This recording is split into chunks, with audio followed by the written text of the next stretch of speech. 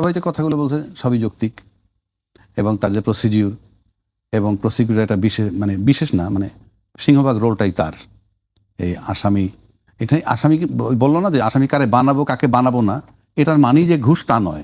সেটা হলো সব কিছু দেখে তদন্ত রিপোর্ট, সমস্ত পেপার্স, এভিডেন্স, মোট কথা মনে করেন এই মামলার আসামি হওয়ার আগে 80% মনে করেন মামলা হয়ে যায় ওই কাগজে কলমে তাদের গবেষণায়, আপনি আন্দাজে বানানো যায় না, সেদিকটা ক্লিয়ার আছে। এখন আসেন এই ট্রাইব্যুনালের মামলাগুলো হচ্ছে কাদের, একটা বিষয় মাথায় রাখতে হবে। বিচার হচ্ছে শেখ হাসিনার, বিচার হচ্ছে শেখ হাসিনা টপ, তারপরে যারাই থাকুক, মন্ত্রী টন্ত্রী যারা থাকুক, আইজিপি বলেন, জেনারেল সাহেব বলেন, শেখ হাসিনার চেয়ে বড় তো কেউ না। আবার যখন এই জামাতের স্বাধীনতা বিরোধী বিচার হয়েছিল তখন যে লেভেলের লোকগুলো ছিল সেগুলো দেশের বড় লেভেলের মানুষ। এখানে আমার কাছে মনে হয় প্রত্যেকটা মানুষ সতর্ক, বিশেষ করে শেখ হাসিনার বিরুদ্ধে মামলা করতে যাওয়া, আমরা যে স্টেটমেন্টগুলো আগে পাইছি, অনেকেই ডেকে পায় নাই, অনেকেই রাজি হয় নাই এই ট্রাইব্যুনালে যেতে। তাহলে কি তারা খুব অনেস্ট ছিল যে ওখানে গেলে টাকা খেতে হবে সেজন্য যাব না? বিষয়টা তা নয়, সাংঘাতিক সাহসের ব্যাপার ছিল। কারণ আপনি শেখ হাসিনার বিরুদ্ধে ট্রায়াল দিচ্ছেন। শেখ হাসিনা কে? শেখ হাসিনার অধীনে এখনো সমস্ত প্রশাসন তার জিকিরি করে। এই মুহূর্তে ক্ষমতা অন্যরা বইলে হয়তো আপনি টের পাচ্ছেন না, বাট আলটিমেটলি প্রশাসন একটা তাদের ফ্যাক্টর। আপনি জজ সাহেবদের বলেন, যে বলেন বিশাল তাদেরকে নিয়োগ দিয়ে গেছে, তারা দুর্নীতি করবে আমি বিশ্বাস করতে চাই না বা বলতেও চাই না। কিন্তু এই যে তাজুল ইসলাম সাহেব সামনে যখন সরাইলো, সরানোর সময় কিন্তু কোনো বার্তা আসে নাই। সিম্পল বার্তা কি, তাও কি পদত্যাগ করে নাই, সে বলছে যে একজনের প্রজ্ঞাপন জারি করবে, প্রজ্ঞাপন জারি করলে অটোমেটিক তার পদটা শূন্য হয়ে যায়। প্রজ্ঞাপন জারি করছে এবং সে চলে গেছে। যাওয়ার পর কিন্তু এই ঘুষের শব্দটা আসলো। এত বড় ট্রাইব্যুনালে বাংলাদেশের সবাই, তাকে বলা হয় জামাতের পক্ষের একটা প্রসিকিউটর, লয়ার, ওকে আমি মেনে নিলাম। কিন্তু জামাতের লয়ার যখন এখানে আসে, আমার তো মনে হয় ওতপ্রোতভাবে, এবং যেখানে আর্মিদের ট্রায়াল হচ্ছে, আমার কাছে তো মনে হয় না যে সার্ভিলেন্স ছাড়া 24 আওয়ার সার্ভিলেন্সের মধ্যে ছিল তাজুল। এটা আমার কাছে মনে হয়, আমার ব্যক্তিগত ধারণায়। কারণ আর্মিদেরকে সে যেভাবে করছে, আর্মির বিষয়টা যেখানে আমরা দেখছি অনেক কথাবার্তা চলতেছিল, যেটা আর্মি অ্যাক্টে 1952 এর অ্যাক্টে বিচার করবে, সেটা মানে নাই। তো মানে নাই যখন আপনি অনেক ঘুষের বিষয়টা এখন চলে আসলেন, আর্মিদের চেয়ে বড় প্রশাসন তো বাংলাদেশে নাই। তারপরেও কিন্তু সে সেখান থেকে সারেন্ডার করে নাই এবং মামলায় ফলাফল যাই হোক। ঠিক এখন আপনি ঘুষের বিষয়টা আইনে এখন যদি বলেন যে ঘুষ তদন্ত করব আগে, অর্থাৎ কিরকম যে জাজমেন্ট যেটা হয়ে গেছে সেটা ঘুষের লেনদেনের ভিত্তিতে হয়েছে কিনা, এই ইস্যু যদি আপনি দাঁড়া করান, তাহলে তো মামলার কার্যক্রম স্থগিত থাকবে, এই অবস্থায় পড়ে থাকবে। আপনি আগে ঘুষ তদন্ত করবেন, তা নাহলে বলবেন কেমনে যে ঘুষ খাইয়া এটা যে চিফ প্রসিকিউটর বলেছেন যে আগে যে মামলাগুলো সবগুলোই তিনি দেখবেন। তো এক জিনিস, সেটা আমরা তো বুঝি, আমরা দেখবো ওই যে সরকার চলে গেছে, কি অন্তর্বর্তীকালীন সরকার চলে গেছে, রাজনৈতিক সরকার আসলেই সব ঠিক হয়ে যাবে, এই কথা ছিল না, চলমান ছিল, জাস্ট জিরো। এখন কয়দিন পরে বয়ান শুনবেন 15 বছরের যানজট জঞ্জাল, তারপরে 1.5 বছরের জঞ্জাল, এই ইস্যুতে আপনি সময় ক্ষেপণ করবেন। এটা নির্বাচিত সরকারে করুন, সেটা পরের চ্যাপ্টার। এখন এই যে ঘুষের বিষয়টা আপনি নিয়ে আসলেন, আপনি বলেন যে তাজুল যেই লেভেলটাই ছিল, যেই জায়গাটায় ছিল, আমি তো নিশ্চিত করে বলতে পারি যে এত কঠিন সার্ভিলেন্সে আর কেউ ছিল না। তা সেখানে আপনি যখন ঘুষের প্রশ্নটা নিয়ে আসলেন, হ্যাঁ ভালো কথা, এখন যাকে আনছেন সে যদি আরো দক্ষ হয়, এখন এই ঘুষের প্রশ্নে কি আগের জাজমেন্ট দুর্বল হয়ে যাবে? আর যাদেরকে এখন দায়িত্ব দিছেন তারা কি খুব দক্ষ হলে কি হবে? কি ইনজাস্টিস হয়েছে জাস্টিস হবে না, জাস্টিস আগেও হয়েছে সামনেও জাস্টিস হবে? এই বিষয়গুলো নাকি সরোয়ার ভাই, আগে যে রায় হয়েছে সেখানেও জাস্টিস হয়েছে, আবার সামনে যেটা হবে সেখানেও জাস্টিস। আমরা এইটা শুনতে চাই না যে আগেরটা ইনজাস্টিস হয়েছে। এখন যদি বাহির করেন, এখন আসেন তাজুল সাহেব ঘুষ কেলেঙ্কারিতে আসে, বিচারকরা দিনে কি বলবেন? আমি উনি কোর্টে গিয়ে যা খুশি তাই করি, বিচারক সাহেব আছেন না, 3 জন বিচারক না, তো তারা হিসাবে করবে না? তারা তো রায় দিছে, তারা কি কোর্ট চালাচ্ছেন? তারা বুঝেন না যে এই সাক্ষী শিখে আনছে নাকি পয়সা দিয়ে কিনে আনছে নাকি চাপ প্রয়োগ করে আনছে? এটা তো ভাই আইসিটি। যাই হোক, আমি সরবের মতো আশা করতে চাই বিচার সামনের দিকে যেতে থাকুক, এবং সবচেয়ে বড় কথা হলো 1400 লোক মারা গেছে না 1000 লোক মারা গেছে, হট এভার ইট ইজ, 50,000 আহত হয়েছে, এবং এতে কোনো সন্দেহ নাই, কোনো ডাউট নাই। সুতরাং এই যে ডাউট নাই, সন্দেহ নাই, এবং যেই প্রশাসন, যেই সরকার প্রশাসনকে কুক্ষিগত করে চালাইছে আমরা সবাই দেখছি, দৃশ্যমান, তাহলে প্রশাসনকে হুকুম কে দিছিল, এটা তারপরেও রাজসাক্ষী আনতেছে কেন? জিনিসটাকে পোক্ত করার জন্যে। তা না হলে আজকে যদি রাজসাক্ষী না থাকতো তাহলে এক কথায় ফেলে দিত যে সে যে হুকুম দিছে কেমনি বুঝবো। আর প্রধান যিনি হুকুম দেন তার হুকুম দেওয়ার জায়গা 2-3টা, তার হুকুম দেওয়ার জায়গা এই আর্মি চিফ। রাজসাক্ষীর বিষয়ে আসলে আর্থিক লেনদেনের প্রসঙ্গটি এসেছে। রাজসাক্ষী 1000 কোটি টাকার লেনদেন শুনি, তার রাজসাক্ষী কয় টাকা কামাইছে, তার 1000 কোটি টাকা কে দিল, তার ঠেকাটা কি, কারা দিছে? না, আমরা যেটি বললাম যে বিএম সুলতান মাহমুদ যিনি অভিযোগ করলেন যে টাকার ব্যাগ নিয়ে তার রুমে যাওয়া হয়েছে, প্রসিকিউটর একজন তার রুমে। 1000 কোটি টাকা, 1000 কোটি টাকা রুম লাগে একটা, এবং এই ব্যাগ নিয়ে ঢুকছে কে? সেই টাকা কি তার বাসায় ছিল কিনা, কোন ব্যাংকে ট্রানজ্যাকশন করছে, সেই ট্রানজ্যাকশনের স্টেটমেন্টটা নিয়ে আসুক। টাকাটা ছিল কোথায়, কার? আমি কথাটা আসলে আমি এখন শুনতেছি কেন, তখন তিনি বলেননি কেন? যিনি এখন বলতেছেন তখন বললেন না কেন? বাধাটা ছিল কোথায়? কারণ আমি বলি যে ওই সময় যদি তাজুল ইসলামের বিরুদ্ধে ঘুষের অভিযোগ আনা হইতো, আমি নিশ্চিত করে বলে দিতে পারি এটা অ্যাকসেপ্ট করতো অথরিটিরা, কারণ এখানে আর্মির মামলা ইনভলভ, আপনাকে মাথায় রাখতে হবে। সুতরাং আপনি বললেই তো হবে না, বলে ফেলতে পারেন। সেটা হইলেই আপনি যখন পজিশনে থাকবেন, পজিশন যদি অ্যালাউ করে, আপনি বলে গেলেন, এর কাউন্টার হবে না, দ্যাট ইজ অ্যানাদার ইস্যু। তা নাহলে আমি জানি যে উনি যেমন আর্মিতে ছিলেন এবং উনি মামলা করতে গেছেন, নৈতিক কারণে উনি মামলাটা ছেড়ে দিয়েছেন, কি যে উনি দেখছেন যে এর ভিতরে একজন আসামি আছে যে তাকে ইয়ে করতে চেয়েছিল। আমি শুনে আমি সাথে স্যালুট করছি যে না, নাইস ম্যান, কারণ তার ভিতরে একটা কিঞ্চিত দুর্বলতা হইতেও পারে, ক্রোধ হইলেও হইতে পারে, আমি করব না। কিন্তু এই যে কেলেঙ্কারিটা আপনি বললেন, বস্তা ভরে টাকা নিতে দেখছে, 1 নম্বর হচ্ছে বস্তার ভিতরে টাকা ছিল, সেটাই বা আপনি নিশ্চিত কিভাবে? কতগুলা বিষয় আছে। আর এই যে টাকা নিয়ে গেল, আপনি তখন বললেন না কেন? বাধাটা ছিল কোথায়? আমার তো মনে হয় না যে তাজুল ইসলামের বিরুদ্ধে যদি কেউ দাঁড়াইতো, প্রসিকিউশনের লোক হোক আর XYZ, তাকে প্রশাসনিক সহযোগিতাই সে পাইতো, আর্মির সহযোগিতাই সে পাইতো, যে পেয়েছি, যে কারণে আর্মির সাথে তার একটা বিরাট লড়াই চলতেছিল। সুতরাং আমার কাছে মনে হয় আপনি তাজুলকে সরাবেন, সেটা মেন ভিন্ন কথা। কারণ আমি বলি, একটা সরকার আসলে সাধারণত বদল করে, আর এই সরকার কেন বদল করে যদি বলি, আমি প্রাথমিকভাবে একটা কথাই বলতে পারি, সেটা হলো তাজুল ইসলামের যে অধ্যায়টা ছিল, সেই যতক্ষণ পর্যন্ত একটা রায় করাইছে, এখন যদি তাজুলের কন্টিনিউশনটা চলতে থাকে এই সরকারের সময়, এবং আরও যদি মামলার রায় হতে থাকে, তাইলে পরে ওই যে আগের যেটা ছিল সেটার দায়ও এই সরকারের উপরে বর্তাবে।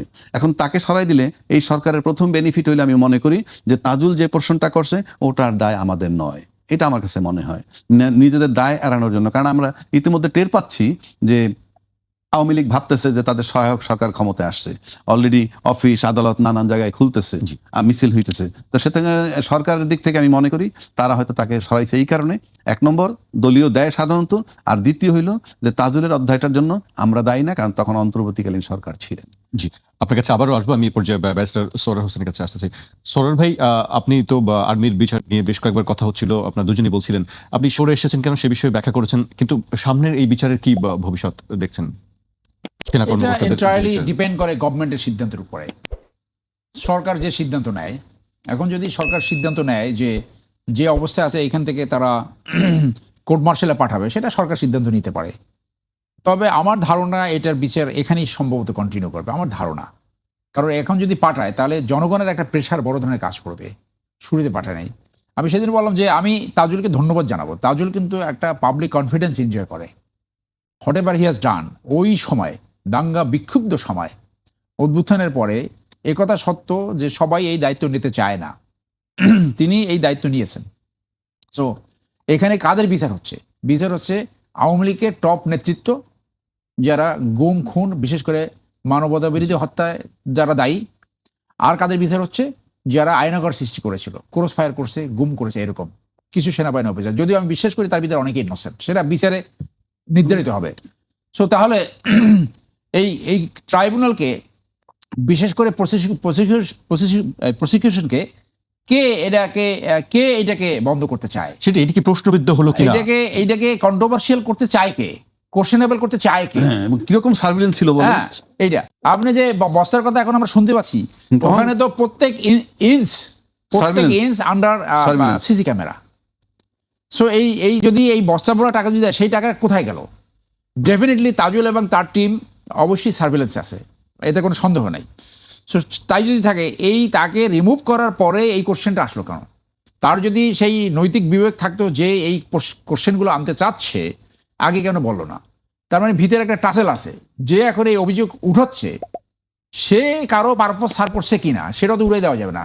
সে কোথাও এখন মানে এলিজিয়েন্স প্রকাশ করে তাদের কোনো কৃপা পেতে চাচ্ছে কিনা, that is also a question. বা ট্রাইব্যুনালের ভিতরে বস্তা নিয়ে দেওয়া লেনদেন হবে, এটা অবিশ্বাস্য, এটা আমি বিশ্বাস করি না। সেটির জন্য আমরা তো সেই অপেক্ষা জন্য করব, জি। এখন নতুন যে প্রসিকিউটর আসছে আমিন, অ্যাডভোকেট আমিন, সেও আমার অত্যন্ত কাছের মানুষ, আমার গুড ফ্রেন্ড। হ্যাঁ, Tajul is also my good friend. এখন আমিনের উপরে কিন্তু বড় ধরনের দায়বদ্ধতা আসবে যে পারফরমেন্স তাজুল দেখিয়েছে, সে যদি এখানে কোনো রকম নেগলিজেন্স দেখায়, কোনো রকম লেনিয়েন্সি দেখায়, কোনো ধরনের যদি শীতলতা দেখায়, তাহলে কিন্তু ভীষণ সে সমালোচনার মুখে পড়বে। তার উপরে কিন্তু আমি মনে করি যে আরো আফিল টাস্ক, আরো বড় চ্যালেঞ্জ, যেগুলো যে 2-3টা জাজমেন্ট হয়েছে এবং জাজমেন্টের কাছাকাছি অনেকগুলো আছে, সেইগুলো যদি পারফরমেন্স ভুল হয়, যদি শীতলতা দেখা যায়, তাহলে কিন্তু এইখানে মানুষ 2-2 4 মিলাবে। যে বিচার হচ্ছে আওয়ামী লীগের এবং কিছু সেনাবাহিনী অফিসার, বিচার বন্ধ করতে চায় কে? ইন্ডিয়া। বিচার বা সেনাবাহিনীদেরকে কে নিতে চায়? সশস্ত্র বাহিনী। বিচার বন্ধ করতে চায় কে? এইগুলো কিন্তু মানুষ তখন খুঁজে দেখবে এবং ইনভেরিয়েবলি আওয়ামী লীগের নাম আসবে, ইন্ডিয়ার নাম আসবে, এই প্রেসিডেন্ট নাম আসবে। আমরা তো এখন প্রেসিডেন্টের ইন্টারভিউতে জানতে পারলাম জি, যে সাংবিধানিক। এ প্রসঙ্গে আসবো আমি। ধন্যবাদ আপনাকে এবং আমার সমালোচক। শুনেন, জামিনটা তো কোর্টের অ্যাবসলিউটলি ডিসক্রিশনারি পাওয়ার। কোর্ট ডিসাইড করবে। জামিনের কতগুলো প্রিন্সিপাল দেওয়া আছে যে কি কি কারণে আপনি জামিন দিতে পারেন না, কি কি বিষয়ে নিশ্চিত হইলে, কিংবা কি কি বিষয়ে কোর্ট আশ্বস্ত হইলে, কি কি বিষয়ে কোর্ট আস্থা আনলে আসামির উপর জামিন দিতে পারে। এখন এই যে একটু আগে সরোয়ার ভাই বলল যে এখন আইসিটির বিচারের কি হবে, বললো যে সরকারের সিদ্ধান্তের উপর। এই যে সরকারের সিদ্ধান্তের উপর নির্ভর করে এই যে আমাদের ভিতরে এটা ঢুকেছে, এটা আমাদের জন্য ক্ষতির কারণ।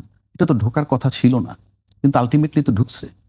এখন মনে করেন যারা টপে বসে আছে, সরকার বলতে সরকারের দায়িত্বে নিয়োজিত যারা, যেমন যখনই আপনি সরকারের কোনো দায়িত্বে ঢুকলেন, আপনি সাংঘাতিক প্রোটেকশনের মধ্যে ঢুকলেন, ইউ আর সেফ। যেমন যখন পুলিশের আইজিপি যিনি হয়ে যান, হি ইজ সেফ। পুলিশের SP, he is safe. Army officer, he is safe. I am an individual, not safe. আমি যদি কালকে প্রধানমন্ত্রীর একটা উপদেশ হয়ে যায়, আই এম সেফ, কথাটা বোঝার চেষ্টা করেন। আপনি যখনই একটা রাষ্ট্রীয় দায়িত্ব পেয়ে যাচ্ছেন, ইউ আর ওয়েল প্রোটেক্টেড। এখন আসেন, আওয়ামী লীগের প্রতি একটু শিথিল মনে হচ্ছে সবকিছু, এবং আওয়ামী লীগ মনে করতেছে এই সরকার আসার পর যে তাদের সহায়ক সরকার ক্ষমতায় আসছে, যার ফলে ওখান থেকে জামিন হচ্ছে। এখন জামিন হওয়ার পর যে প্রতিক্রিয়া দেখাইছে, এজলাস ভাঙচুর করছে, সেটা সাপোর্ট করতে প্রশ্নই ওঠে না। কিন্তু তার ক্রোধটা কোথায়? কারণ যারা সিদ্ধান্ত নিয়ে শিথিল করলো আওয়ামী লীগের জন্য, they are all of them are well protected. কিন্তু সে জামিন পেয়ে ওই লোক থাকবে মাঠে, লড়াই হবে মাঠের অন্য বিএনপির লোকের সাথে, দে আর নট ওয়েল প্রোটেক্টেড। এখন আসতে পারেন, বিএনপি তো সরকার ক্ষমতায়, বিএনপি সরকার ক্ষমতায় থাকলেও বিএনপির মাঠকর্মী যদি আওয়ামী লীগের মাঠকর্মী প্যারালালি থাকে মাঠে, খুব বেশি শক্তিশালী নয় in presence of Awami League. কারণ এটা আওয়ামী লীগের প্রশাসন, আওয়ামী লীগের 15 বছর 16 বছরের সাজানো প্রশাসন, সব কিছুর ভিতরে তারা। সুতরাং এই জন্য তাদের একটা চিন্তার কারণ, তাই তারা এক্সাইটেড হয়ে করছে। অফকোর্স আমি কোনোভাবে এটা সমর্থন করি না যে সে আদালতে ভাঙচুর হবে। জামিন দিছে, বিরোধিতা করলে উচ্চ আদালতে যাও, 1। 2, তোমরা তোমাদের যারা সরকারে আছে, টপ লেভেলের নেতা, মন্ত্রী, এমপি, তাদের সাথে গিয়ে বসো, যে তাদেরকে প্রিভিলেজ দিচ্ছেন এবং কোর্ট যে তাদের জামিন পাচ্ছে, তাতে কিন্তু মাঠে আমরা ধরাশায়ী হব। মেন কিন্তু আতঙ্ক থেকে। আপনি যদি ভাবেন একটা জিনিস, আওয়ামী লীগ 15 বছর ক্ষমতায় ছিল, তারপরে যখন আওয়ামী লীগ যে সমস্ত জায়গাগুলায় চাঁদাবাজি করতো, যে জায়গাগুলায়, সেই জায়গায় 5 তারিখে তারা চলে গেল, যাওয়ার পর সেই জায়গাগুলো তো খালি নাই। এখন কালকে যদি আওয়ামী লীগ মাঠে আসতে পারে, আপনি চাঁদাবাজি করেন, যা কিছু করেন, শেল্টার দেওয়ার জায়গা হলো প্রশাসন। সেই প্রশাসন যদি অ্যাবসলিউটলি 11 দলীয় জোটের বিরুদ্ধে থাকতে পারে, এনসিপি জামাত বিরুদ্ধে থাকতে পারে, কিন্তু আওয়ামী লীগ আর বিএনপির বেলায় কিন্তু আওয়ামী লীগের প্রশাসন এবং বিএনপি ক্ষমতায় আছে। আপনি দুইটা যদি মিলান, তাইলে পরে আওয়ামী লীগের যদি মাঠে নাইমে আসে, সেটা যে বিএনপির জন্য সুখকর নয়, যারা প্রোটেকশনে নাই। কিন্তু যারা ভিতরে প্রোটেকশনে আছে, মন্ত্রী, এমপি, টেমপি হয়ে আছেন, দে আর ওয়েল সিকিউর। এখানেই যন্ত্রণাটা ওইখানে। কারণ 5ই আগস্টের পরে যেহেতু ওই জায়গাগুলো খালি ছিল না, সেই জায়গাগুলো ভরাট করছে কারা, সুতরাং একটা লড়াই সামনে আসতে পারে। এই চিন্তা করে তারা হয়তো চিন্তিত। সুতরাং এইটা আমার কাছে মনে হয় টপ লেভেলের, মানে তাদের নেতাদের সাথে আলাপ করা উচিত। আর আইনি প্রসিডিউর হলো, জামিন তুমি মানো না, ওকে, হায়ার কোর্টে যাও, যাতে তার জামিন বাতিল হয়, সেটা অন্য কথা। জি, আমি ব্যারিস্টার সরোয়ার হোসেনের কাছে আসতে চাই। সরোয়ার ভাই, আর্মির কথা নিয়ে আমরা বলছিলাম, রাষ্ট্রপতির বিষয়টি আপনি কথা বলতে চাচ্ছিলেন। আমরা দেখলাম যে রাষ্ট্রপতি হঠাৎ করেই সাক্ষাৎকার দিলেন এবং তার সাক্ষাৎকারের প্রতি ব্যাপক একটি রিয়াকশন দেখলাম আমরা সর্বশেষ জামায়াত ইসলামের পক্ষ থেকে বলা হলো যে তার এই সাক্ষাৎকার অগ্রহণযোগ্য। আপনার কাছে কি মনে হয় হঠাৎ রাষ্ট্রপতির সাক্ষাৎকার এবং সেই বিষয় নিয়ে এত আলোচনা, কি বিষয় এটার পেছনে আসলে? এটাও এই খেলার অংশ হিসেবে এই সাক্ষাৎকার। সবকিছুর মধ্যে খেলা হ্যাঁ, আসলে। খেলার নাম খেলে যা। উনি এতদিন চুপ ছিল, তবে ওনার এই সাক্ষাৎকারের ভিতর থেকে 2-3টে সত্য যেটা আমরা জানতাম প্রাইভেটলি, সেইটা এখন ওনার মুখ থেকে আমরা শুনলাম। সেটা কি, যে সাংবিধানিক ধারাবাহিকতা বজায় রাখার জন্য কে কে কাজ করেছে। হ্যাঁ, তাকে বিএনপি সাংবিধানিক ধারাবাহিকতা বজায় রাখতে চেয়েছে, আর সশস্ত্র বাহিনী ধারাবাহিকতা বজায় রাখতে চেয়েছে, আর ইন্ডিয়া এবং আওয়ামী লীগ তো আসি। কারণ ফার্স্ট অফ অল ওনার সম্বন্ধে অনেক কথা আমরা বলেছি, যে তার মতো তার যে ক্যারেক্টার, তার যে অ্যান্টিসিডেন্ট ব্যাকগ্রাউন্ডস, এই ব্যাকগ্রাউন্ডে একজনের প্রেসিডেন্ট হওয়া উচিত নয়। আওয়ামী লীগ কেন বানাইছে? কারণ আওয়ামী লীগ ধরাকে সরাজ্ঞান করেছিল, তুচ্ছতাচ্ছিল্য, যে জায়গায় সালাম নিত, সেই রকম একটা কোশ্চেনেবল ক্যারেক্টার ওনার ইসলামী ব্যাংক এবং দুর্নীতি দমনে থাকাকালীন এটা হওয়া উচিত ছিল না। কিন্তু আওয়ামী লীগ দেখিয়েছে যে রাষ্ট্র ব্যবস্থাপনাকে কত তুচ্ছতাচ্ছিল্য করা যায়, যাকে খুশি প্রেসিডেন্ট বানানো যায়, সেই উদাহরণ তারা সৃষ্টি করেছে। হ্যাঁ, উনি গেছে সালাম করতে, যায় প্রেসিডেন্ট হয়ে চলে আসছে। তো এটা দেশের জন্য একটা ভয়াবহ দুঃসংবাদ। হাউএভার উনি যদি প্রেসিডেন্ট হয়েছে, দ্যাট ইজ এ ইনস্টিটিউশন। এখন 5ই আগস্টের পরে এই প্রেসিডেন্ট থাকবে কি থাকবে না, এইটা নিয়ে তো অনেক বিতর্ক হয়েছে। আমার ব্যক্তিগত ওপিনিয়ন, এই প্রেসিডেন্ট থাকা উচিত ছিল না। আপনি এই প্রেসিডেন্ট তো এই যে ক্রিয়েটার আওয়ামী লীগ ক্রিয়েট করেছে, শুধু আওয়ামী লীগের প্রতি সে লয়াল থাকবে, মরার পরও লয়াল থাকবে। তারপরেও তিনি থেকে গেলেন আওয়ামী লীগের এই যে এটি একটি বড় প্রশ্ন, সরল ভাই। এই সাংবিধানিক যারা ধারাবাহিকতা রক্ষা করার জন্য কাজ করেছে, প্রকারান্তরে তারা যে জন আকাঙ্ক্ষা, যে উদ্বুত্থান, যে স্যাক্রিফাইস, সেইটার উপরে এক ধরনের তুচ্ছ তাচ্ছিল্য এবং অবজ্ঞাকরও হয়েছে। এখনই দেখবেন এটা সামনে আসবে। থার্ড ওয়ার্ল্ড কান্ট্রিতে পপুলারিটি ধরে রাখা এত সোজা না। দেখবেন আওয়ামী লীগ কিন্তু, এই বিএনপি কিন্তু এখনই কিন্তু মানে জনসমর্থন কমতে থাকবে। তারেক সাহেব ব্যক্তিগতভাবে অনেক ভালো উদাহরণ সৃষ্টি করছেন। উনি 9টার সময় অফিসে যাচ্ছেন, আই অ্যাপ্রিসিয়েট। উনি রাস্তা বন্ধ না করে চলে, আই অ্যাপ্রিসিয়েট। কিন্তু ওনার এই বক্তব্যগুলো নিম্ন লেভেলে কতটুকু কার্যকরী হবে, মানুষের ভিতরে যদি এই ধারণা চলমান যায় যে আওয়ামী লীগ কর্তৃক নিয়োগকৃত প্রেসিডেন্টকে বসায় রাখার জন্য বিএনপি কাজ করছে এবং বিএনপি সুযোগ দিচ্ছে, এইটা বিএনপি সমালোচিত হবে, এখানে কোনো সন্দেহ নাই। সো উনি এক ধরনের সত্য প্রকাশ করছে। ওনার প্রফেসর ইউনুসের উপরে কে সবচেয়ে বেশি এগ্রিপ্ট? শেখ হাসিনা। শেখ হাসিনা তাকে 8 তলায় লিফট ব্যতীত উঠিয়েছে, আদালতের খাঁচার ভিতরে ঢুকাইছে। তো এই প্রেসিডেন্ট তার ইন্টারভিউতে যে সে ইউনুসের প্রতি ক্ষোভ ঝাড়বে, এটা তো অত্যন্ত স্বাভাবিক। ইউনুস যেটা তার জায়গা থেকে করছে, না ছিল সাংবিধানিক সরকার, না ছিল অসাংবিধানিক সরকার। সংবিধানও চলছে, অসাংবিধানিক কার্যক্রম, অলিখিত এক ধরনের আবার সরকার চলছে, যেটাকে আপনি বলতে পারেন যে বিপ্লবী সরকার। অফিসিয়ালি হয় নাই। জন আকাঙ্ক্ষা, আমি ব্যক্তিগতভাবে এখনো মনে করি যদি বিপ্লবী সরকার হতো, তাহলে এই জন আকাঙ্ক্ষাটা হয়তো ফুলফিল হতো। জন আকাঙ্ক্ষা ফুলফিল হয় নাই। আপনি এই যে সংবিধান, যেখানে কোনো চেক অ্যান্ড ব্যালেন্স নাই, যেখানে সমস্ত ক্ষমতা এক ব্যক্তির হাতে কুক্ষিগত হয়, সেইখানে যদি আপনি ফেরেশতাও বসায় দেন, যে পার্টি হেড, আপনার সরকারের প্রধান, এক্সিকিউটিভ হেড, সংসদের হেড, সবকিছু একই ব্যক্তি। অজান্তে, মনের অজান্তে সে স্বৈরাচারী হয়ে উঠতে পারে, তাহলে যে পরিবর্তনের আকাঙ্ক্ষাটা ছিল, সেটা তো অত্যন্ত জেনুইন আকাঙ্ক্ষা। সেই জন্যই তো মানুষ এতগুলো জীবন দিল। তাহলে সেই আপনি যে সংবিধান স্বৈরাচারী সৃষ্টি করতে সহায়ক, সেই সংবিধান রেখে পরিবর্তন আপনি কি করে আনবেন? তারপর হলো আপনার সংস্কারের জন্য তো আপনারা 88 লাখ টাকার খাওয়া দাওয়া করছেন, কেউ বলে 64 লাখ টাকায়, সেটা আবার ডিফেন্স দেয়। তো যা খাইছেন তো খেয়েছেন, সেইখানে তো কিছু কিছু ব্যাপারে আপনারা একমত হয়েছেন। যেগুলোয় আপনি ডিসেন্টিং ওপিনিয়ন দিয়েছেন, সেটা নিয়ে ডিবেট করে আপনি সিদ্ধান্ত নেবেন। আর যেগুলো এক হয়েছেন, সেই অব্লিগেশনটা তো এখন বিএনপির ঘাড়ে আসবে, কারণ বিএনপি এখন সরকারে আসছে। তো আপনি যদি সেইখান থেকে সরে যান, তাহলে তো মানুষ এখানে সমালোচনা করবে। আপনি যদি এখান থেকে 180 ডিগ্রি আপনি ইউটার্ন নেন, বিপরীতে চলে যান, তাহলে আপনি সমালোচিত হবেন এবং আপনার পপুলারিটি কমতে থাকবে, এতে কোনো সন্দেহ নাই। কারণ হলো যে এই পরিবর্তনের আকাঙ্ক্ষাটাই ছিল সবচেয়ে বড় আকাঙ্ক্ষা। শুরু হয়েছে সেই বৈষম্য বিরোধী দিয়া, আপনি সেইখানে কথা দিয়া, এবং কোনো মন্ত্রী এটা বলা শুরু করছে যে গণভোটে আমরা রাজি হয়েছি ভোট আদায় করার জন্য। এটা ডাইরেক্ট প্রতারণা। আপনি জনগণের কাছে প্রমিস করে, জনগণের কাছে প্রতিশ্রুতি দিয়ে সেইখান থেকে সরে যাওয়া, এইটা মানুষ কিন্তু যে যার মতো বুঝে গেছে, এবং এইটা কিন্তু একটা বড় ইস্যু হয়ে দাঁড়াবে যে ভবিষ্যতে। সেই জন্য আমি বলছি যে এই যে তারা বললো যে আপনার থার্ড তফসিলে ওতের এটা এনে তারপরে তারা ওত নেবে, সেকেন্ড ওত নেবে। তাহলে কথা থাকলো যে সংবিধান, সবকিছু সংবিধান দিয়ে কি হয়েছে? 1975 থেকে 89 পর্যন্ত তো নির্বাচন হয়নি, প্রেসিডেন্ট জিয়া তো ছিলেন ক্ষমতায়। এরশাদ তো 82 সাল থেকে 86 সাল পর্যন্ত নির্বাচন পর্যন্ত সবকিছু ছিল। সংবিধান মেনে তো হয়। তারপর এই যে অন্তর্বর্তীকালীন সরকার, এইটাই আপনার সংবিধানে লেখা নাই, তাহলে এটা সাংবিধানিক সরকার ছিল না। So that is the wish of the people, মানুষের অভিপ্রায়। মানুষের অভিপ্রায় হলো সর্বোচ্চ আইন।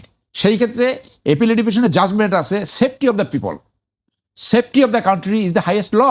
তো আপনি যদি এই পরিবর্তনগুলো না নেন তাহলে তো আবার সেই আন্দোলন হতে পারে। আন্দোলন হইলে তো safety of the state, safety of the people will be hampered. তো পিপল, মানুষের অভিপ্রায়টা তো আপনি মূল্য দিচ্ছেন না। সেই কারণে এই ইউটার্নটা কার বুদ্ধিতে নিছে? সেইটা কি নিজেদের বুদ্ধি না দেশের বাইরের বুদ্ধি? এইটা নিয়ে মানুষ বিভিন্ন জায়গায় আলোচনা করতেছে যে এটা কি আপনার নিয়ন্ত্রণে আছে না অন্য কারো নিয়ন্ত্রণে হচ্ছে। অতএব আমি এখনো মনে করি যে প্রেসিডেন্ট যে প্রফেসর ইউনূস সাহেবকে ডিফেম করবে, তাকে ইয়ে করবে, এটা অত্যন্ত স্বাভাবিক। উনি সুযোগ পাইলে ওর বিরুদ্ধে কথা বলবে, কারণ শেখ হাসিনা কিন্তু বুঝেছিল কখনো না কখনো ইউনূস সাহেবকে আমার ফেস করা লাগতে পারে, এবং যেখানে বাঘের ভয় সেইখানেই কিন্তু সন্ধ্যা হয়েছে। সেই ইউনূস সাহেবই কিন্তু ক্ষমতা আসছিল, যেভাবে হোক কিন্তু উনি আসছে। সে আসার পরে কিন্তু এই শেখ হাসিনার এখন বিচারে ফাঁসি হয়েছে। তার নিয়োগকৃত, তার পাপেট, তার হেন্সম্যান প্রেসিডেন্ট, তার এছাড়া ইন্টারভিউ দেওয়ার আর কিছু নাই। এইখানে যে সংবিধানের ব্যত্যয় ঘটাইছে, সেই ব্যত্যয় যে বিদেশ থেকে এসে ওনার সাথে দেখা করে নাই, এটা বহুত সরকার প্রদান করছে।